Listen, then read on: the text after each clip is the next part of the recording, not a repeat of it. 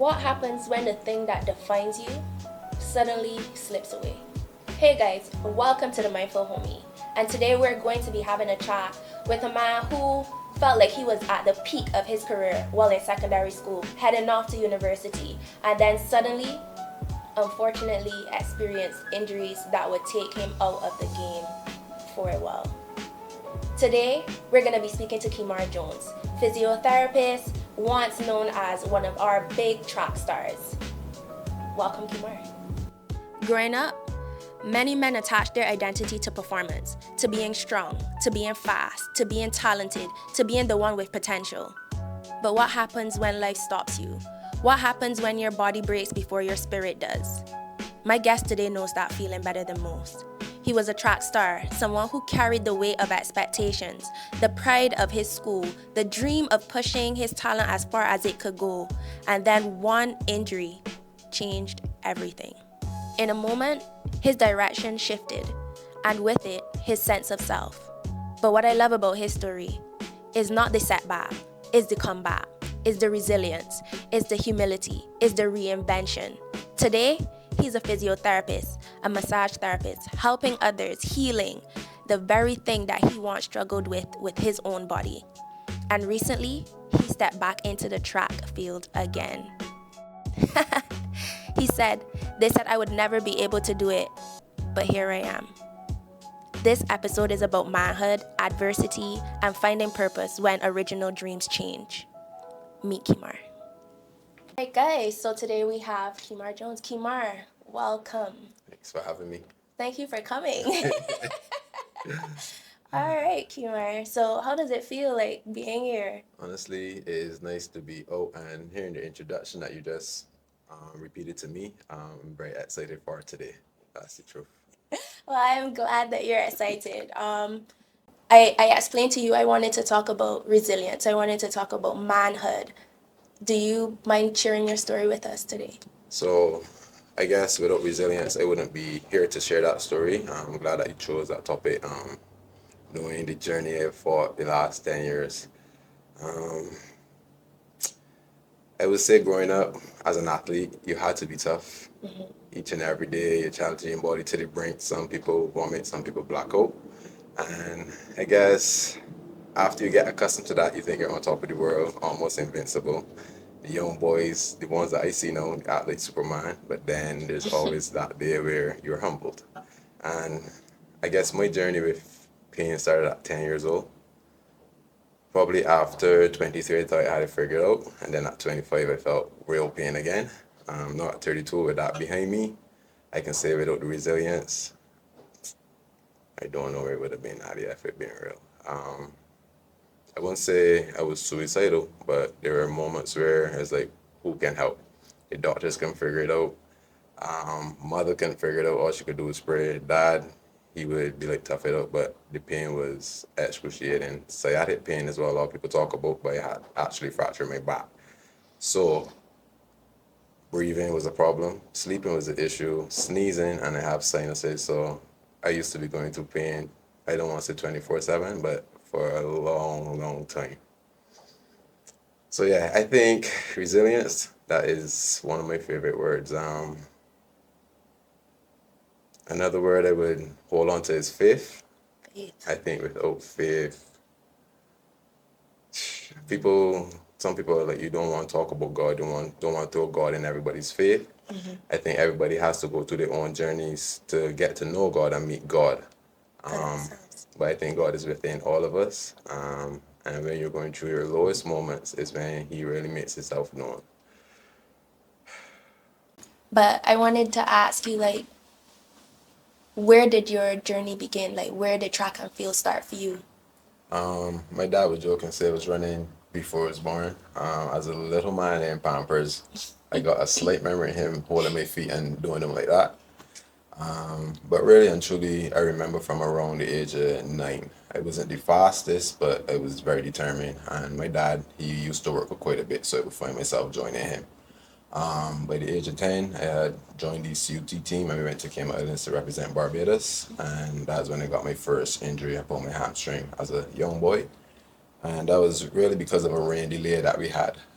We delayed the competition for about 30 minutes, and when I went back to compete, it was a little too cold, and I pulled the hamstring. And so that started at 10 years old.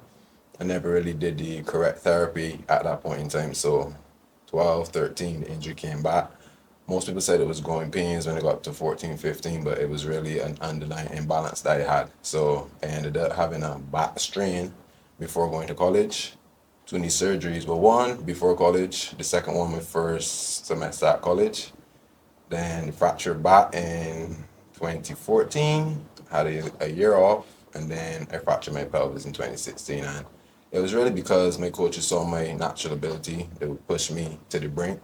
I came close to qualifying for the Olympics in 2016, about zero point 0.2 away from the standard. So my coaches, they wouldn't listen when they said I was feeling pain because I was running pretty fast still.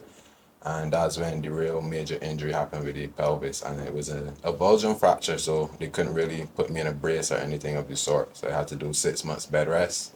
They gave me oxycodone, they gave me hydrocodone, all the opioids that that send people off the rockers.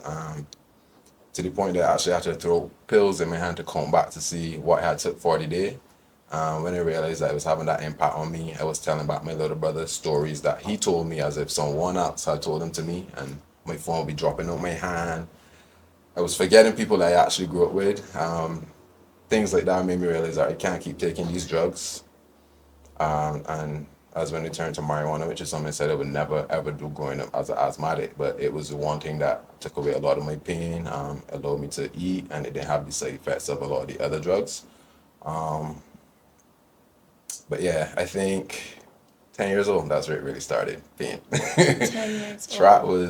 was nice, and I guess I think it kept me occupied. It gave me education I got, and I was able to get a master's and everything out of it. But I think the humility that it brought, the socialism that I got from it, or the socializing I should say that I got from it, it it was important. And now that I am on the other side of pain, I can say I don't regret any of it. But what I was going through it, Nadia, it was something else. Tough. And I heard you say the I don't want to misquote you, but basically the life of an athlete. The life of an athlete, a lot of people see from the outside, but the inside is tough. It is tough.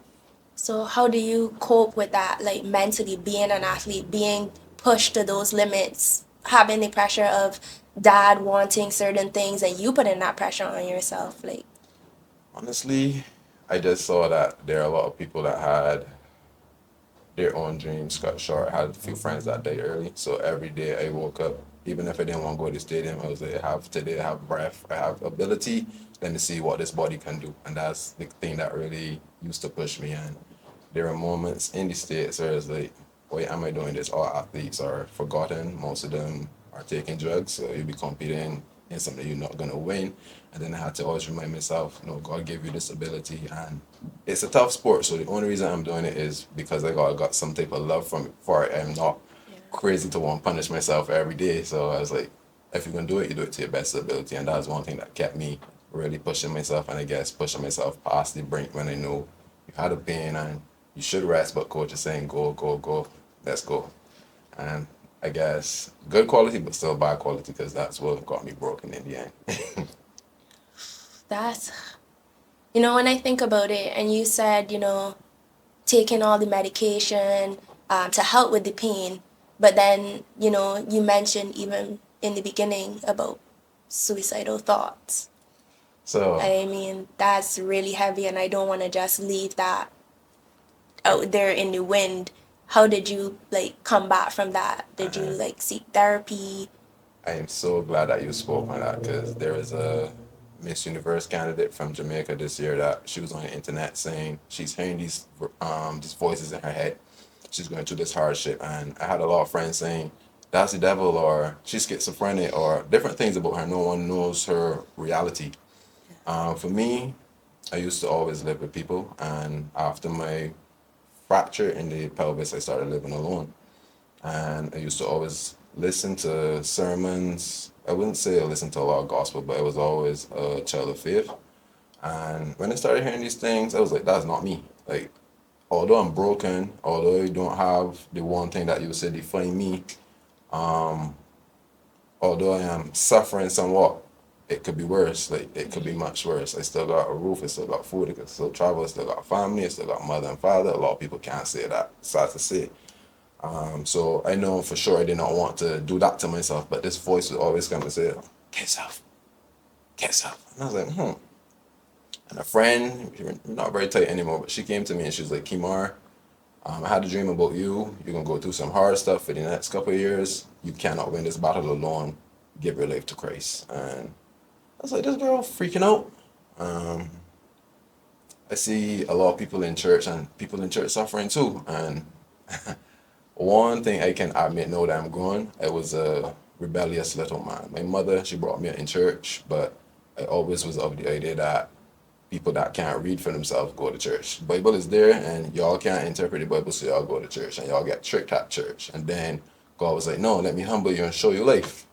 So I got to see through my journey that you don't fly in the face of God. You take your time, you learn your lessons, and I gave my life to Christ in 2020. Everything didn't change instantly, but those voices went away. Whatever it was I was saying, kill yourself, it's like, no, how good can I get today? Oh, show me how good can I get. And even if a mishap came up, something that would throw off my day, I will always see it as a blessing from Christ. Some type of protection in some form. Even my injuries, I see them as a protection in some form too now because I was a very giving person growing up and I still am, but I didn't have the discernment, no. And I guaranteed, had I gone to the Olympics at 25, achieve all my dreams, become this big millionaire, I would have probably given away my money to a lot of people that didn't really care or deserve it. I probably would have used it to harm themselves or me. I probably would have eaten myself to death because I love food. So Foodie. there's a lot of character building and a lot of development that happened throughout the pain and suffering as I used to look at it. So no, I don't really regret it. The suicidal thoughts too, those made me actually speak to a therapist because again, I was like, no, that's not me, but what if it is me? And what if it moves from or hurt yourself to hurt other people? And I don't think that I would just like follow those voices. I like to submit my thoughts to Christ. Is this something I should do? Is it gonna hurt anybody? Is it gonna hurt myself? That type of rationalization I like to do before I execute anything. But I was like, you know what? You never know everything. You need a reference sometimes. You need to reflect, and the best person to go to is someone that actually studied it. And although I had a degree that was pretty broad, where I had to take a lot of different subjects, I know I was not a psychiatrist or psychologist. So go ahead, get some professional help, and I think she was able to let me know, Kimar, you're not as bad as you think. Like you integrated your pain pretty well. You reflect and you make the adaptations and the changes. You're pretty aware, so you're not like going off. But I'm glad that you chose me and we agreed that we would keep our relationship as a life coach and lifelong interactions happen so that not that I get any of those thoughts anymore, but anytime you feel like I ain't where it's supposed to be or I ain't as productive as I should be and not helping the way it should be. I can pick up the phone, we can get on a call and we can talk and we can make sure that you're making sense and you're not out here living a dream or living a lie, I should say. Make sure that everything is in alignment. Absolutely. I love that you put faith and God first. I know everybody's like, must have been real tough for me to go there, Some people are like that because they don't grow up in faith and, they live a life where it's like, bad things just happen anyway, like we're God, right? And then it's only until you experience something that can be very detrimental to your growth or what the things that you want from life is then when people would then be like, oh, I need to pick up a Bible or, maybe I should like go around people that go to church, maybe, like then all of a sudden they're running to God. So I'm glad that you kept your faith, you kept, that humility. And you also then said, I'm not worshiping or not saying that a therapist will help me, but it's a level of support. Yeah, that's necessary. And I love that you have maintained that support, like even I guess until now, because you said you have them now as like more a life coach type situation. So that's really, really good. I wanted to know because you talked a lot about like, you know, pushing through and stuff like that. I feel like men have this thing where they feel like to be a man, I have to get up and go. I can't stop. Like, what is your idea of that, like, in terms of masculinity? What is masculinity? I think it is gonna differ for most men, sad to say, but pushing through is important sometimes. But in my situation, I believe I had to take a pause first. If I had continued pushing through without taking a minute to sit down and evaluate, be honest about your limitations, I would have never gotten out of the situation. I can't admit that I bled on a few innocent people. I probably would have bled on a lot more if I did not take a pause. When So you say blood, hurt people that didn't really hurt you. You're trying okay. to do everything so fast that you're not taking the time in your process to see, all right, I can't really get to this next level as yet. I still got certain things to work on. Gotcha. In a man's mind, money is one of the most important things. So I have to say, you feel you have to provide. You want to provide for your mother. You want to provide for your girlfriend. So we kind of put emotional health and mental health after financial well-being, and we get to chasing the bag before we really make sure, can I maintain that bigger bag? Am I gonna burn out when I get this big bag? Am I gonna manage the money well? Am I gonna make bad decisions? And again, I believe had I gotten my dreams at 25, I would have been wasted right now. I would not be here right now. I don't believe it. So I think waiting before you push through sometimes is important. Everybody doesn't have the luxury to wait 5 years, because it took pretty long to get past my injuries without getting the surgeries that I would have needed. Everybody doesn't have the luxury to even wait a week to make the decisions, but I believe taking a pause to think through things before you take the next step is important as a man. Calming down before you do certain things.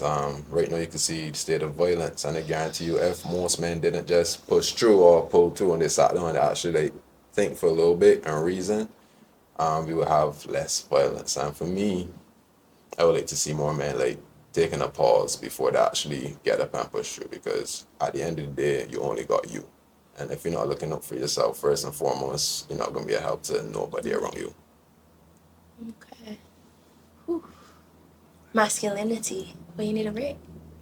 I don't always get such long-winded answers. I gotta stop thinking.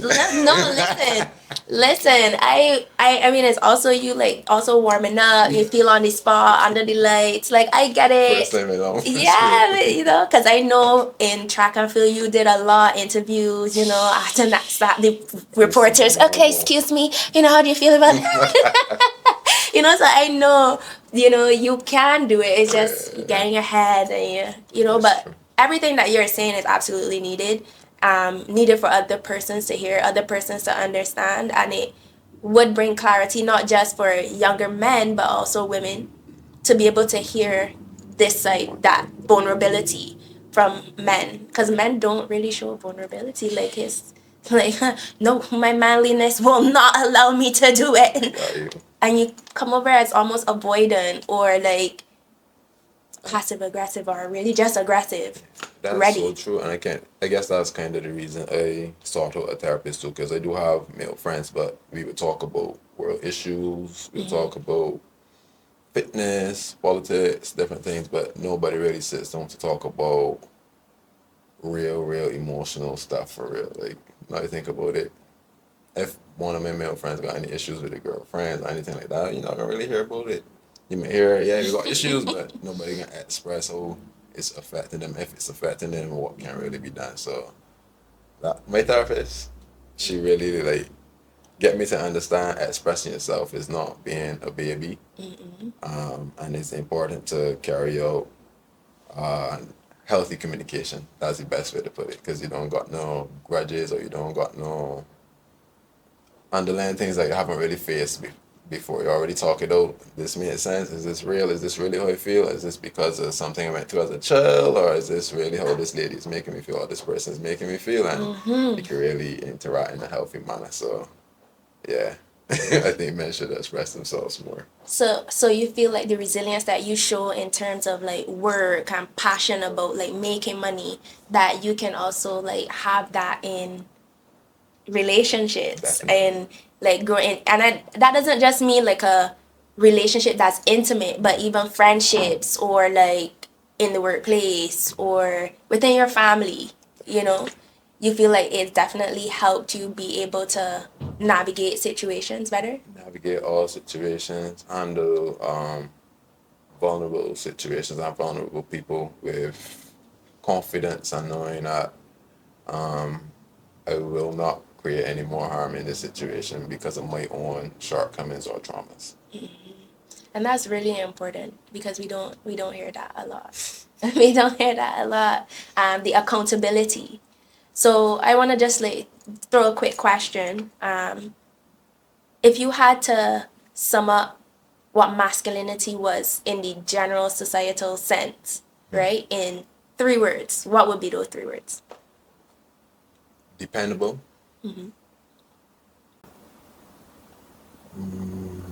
I don't want to say brave, but brave for sure. Stable.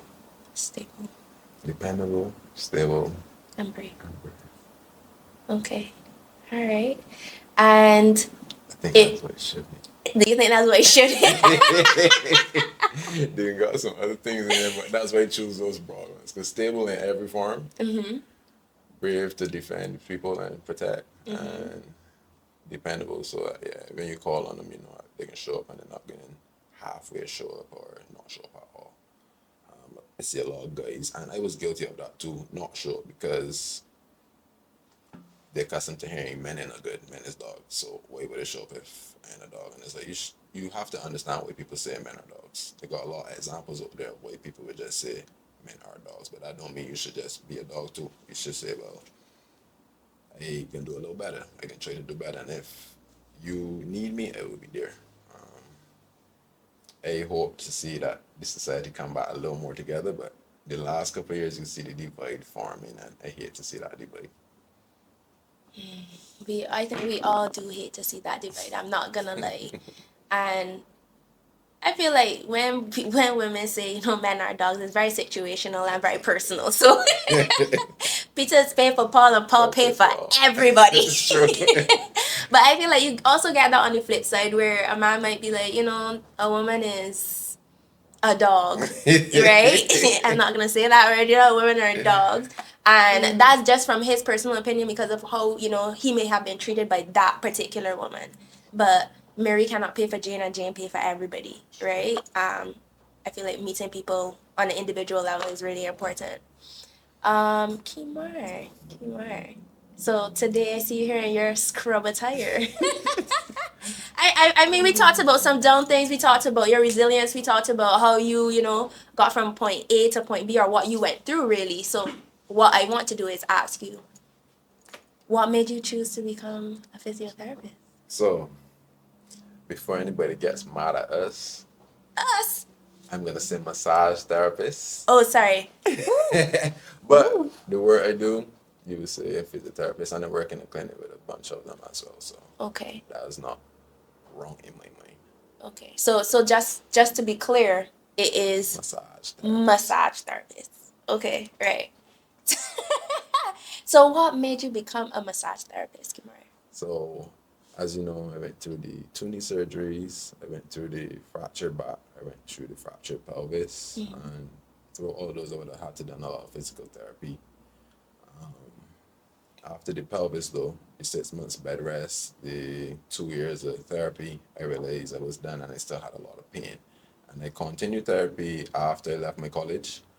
And I would go to about 3 or 4 different clinics throughout the town while I was in Illinois, and then at least one while I was in California. And I would meet people inside these clinics that had the same injuries I had, and they had those injuries from sitting at desk jobs.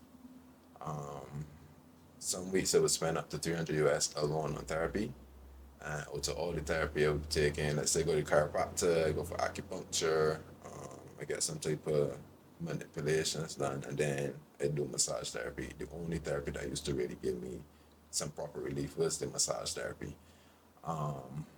Moving back home, I figured I could find a therapist that would help me as well, and most of the therapists here, I don't want to say were scared, but because I had the fractured back that didn't totally heal, no one really wanted to work with me. And they sent me to the neurosurgeon, and he decided I would need a surgery. But after two surgeries already, a friend that had lost his memory for a little bit after surgery, I have made up my mind like I don't want to get any more surgeries, especially around my back or my spine. My pain became increasingly worse, especially when it started working and stress really started to pick up. And I tried reflexology, I got some relief, back to massage again. And I also got as far as a Reiki therapist. Okay. And she was the one person that started to show me there's an emotional connection between the pains that you have and your physical ailments. And my dad, he was like, you already do massage. I used to massage my teammates at college. That's the part I missed out.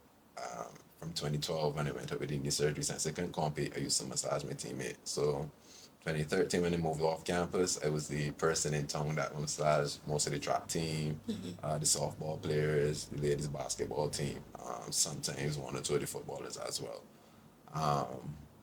Went on to do my master's, forgot all about massage, came home, and then it was like, if everybody's in pain like me, and I had the serious injuries, the fractures, we got people that dealing with herniated discs and bulges, they don't have full fractures. So if I can kind of get myself to relax and get rid of my pain, I'm pretty sure I can help someone else. And my dad sent me to get certified at JNS Academy with Tony Jones. And after I finished that course, he was basically telling me you can come work with me. And he's a very good therapist. A lot of people know about him, but he's like a hidden gem. And I realized that if he had believed in me, I just needed to believe in myself and I could start my own business. And I started up right as soon as I finished this course. And the first client I had was a lady with a herniated disc telling me how much time she went to the doctor, how much money she spent on therapy.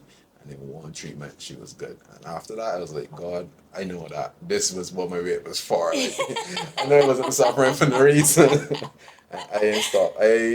If I had planned to work my job for 5 years, I quit my job after like 2 years. And my mommy was like, what are you doing? Like, are you crazy? Like, you need to keep a main job. This is a side hustle. And I was like, this ain't gonna be my side hustle for long. I can take my time, all the money I save, and invest in this. And it probably took 2 years to really like pick up. But after a year or two, I was like, yeah, I found my home. I am at peace. I am at peace. And you could call me anytime you dare at night to work. I come into work. So I see that you definitely took that passion, that like drive that you had in athletics and running, and you definitely applied it where it is in your practice. I love that you even bet on yourself, and I know that that is God did. Amen. Amen. And when I started like seeing the results, especially in people, and that was one thing one of my clients would tell you, I don't want to do it for a dollar.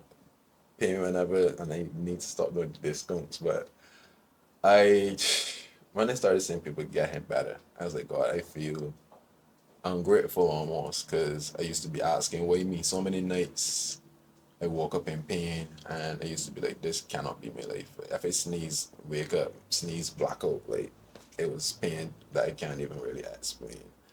And I just used to be like, why me, God? Like, what are you trying to teach me? And then Those who feel it know. couple of years later, you get to see what he was really trying to teach you, and there are a lot of people that experience pains that, again, I tell you, can't people can't get rid of. But because I went through it, I can get rid of it for sure, for sure. Kimar, we talked about your journey. We talked about the resilience on your journey. We spoke about how you were able to, have that resilience on your journey with everything happening, whether it was turning to God or even understanding, like seeking help from a therapist, turn into life coach, right? We were hearing a bit about your experience overall and how you became a massage therapist. Let me not get that wrong this second time around, right? But I wanted to know because I saw you back on the track. What's next? Like, So for me, I intend to start a track club, okay, so that a lot of the youth can learn from, I guess, my shortcomings and my mistakes. And again, every man, every woman, everybody will have their own trials and tribulations to go through. But my idea is to give them the tools to understand that these trails won't last forever. They're usually to teach them important lessons. They're usually to refine them.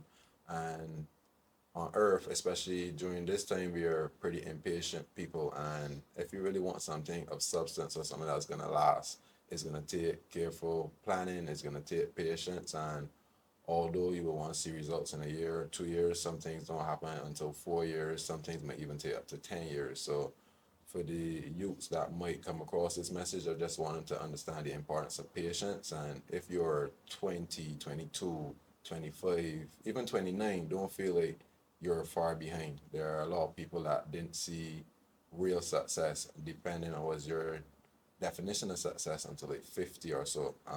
A lot of us expect that by 20 we're gonna have it made, and for good reason. Some of us want to provide for our mothers, our fathers, other people that they might believe need our help. But I think each and every one of us, we play a important role, and we just need to find our role, be patient in it, accept it, and if it is a role that you think is too small for you and you want to find a bigger one, the only way you could fill a bigger role is by being patient and carefully planning. So I would just like the youth to be patient in everything that they're doing.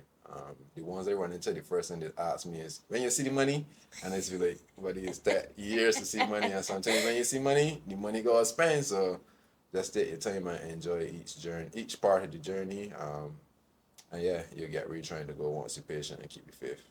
All right. Well, Kemar, thank you so much for coming on the podcast. Me.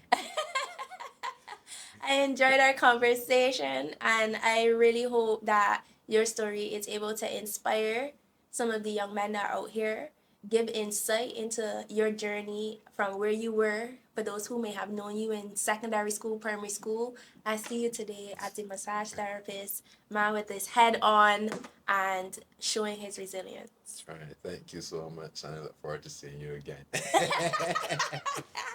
You know, we might have a part two. Yeah, I feel so. I feel so. Yeah, the hour is not usually enough time to get everything, but once you were able to get your message out there and we were able to share that with the world, I love that. So again, thank you so much. All right, guys, that's our first episode for the Mindful Homie. Stay tuned and thank you for watching.